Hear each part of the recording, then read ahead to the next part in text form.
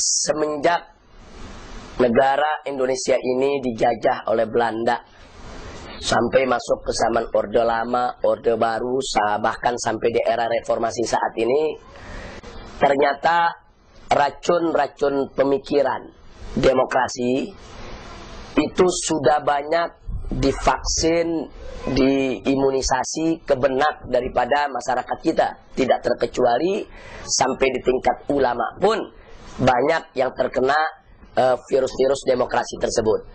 Nah, ini bisa kita maklumi. Yang pertama, ya memang karena yang berkuasa di Indonesia selama ini adalah mereka-mereka yang tidak mengerti tentang Islam, mereka-mereka yang memang menjadi pejuang-pejuang demokrasi, dan mereka-mereka yang punya pola pikir sekuler.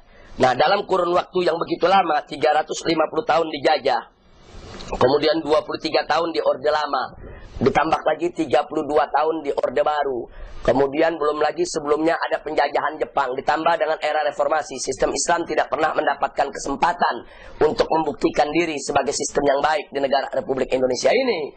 Maka wajar kalau virus-virus tersebut sudah menyebar ke semua lini, sampai banyak ulama-ulama pun akhirnya ikut terkena virus tersebut. Nah, lalu bagaimana cara kita mengikis habis racun-racun yang ada di benak saudara-saudara kita, sampai mereka itu akhirnya mengidolakan demokrasi, mengagungkan demokrasi, dan lupa dengan sistem yang mereka punya sendiri? Maka dalam hal ini jawabnya hanya satu: dakwah harus ditingkatkan. Karena dakwah ini kan bukan hanya ke masyarakat grassroots yang di bawah, sampai kepada ulama-ulama yang lupa diri pun kita juga harus berdakwah kepada mereka. Nah, dakwah ini tentunya banyak punya bentuk. Ada dakwah dengan tulisan, dakwah dengan lisan, dakwah dengan lewat diskusi, dialog, seminar, lewat penulisan buku, dan seterusnya dan seterusnya. Insya Allah dengan kita genjot terus itu, daripada dakwah yang ada, kita ajak diskusi kiai-kiai kita, ulama-ulama kita sosialisasikan sampai akar rumput yang paling bawah sekalipun, insya Allah suatu saat umat Islam akan mengerti apa itu Islam dan apa itu demokrasi. Jadi kalau Anda sudah dengar bagaimana pemaparan Islam dan demokrasi pada hari ini, ya tolong ajak lagi kawan yang lain untuk dengar juga. Ajak lagi kawan berikutnya untuk dengar juga.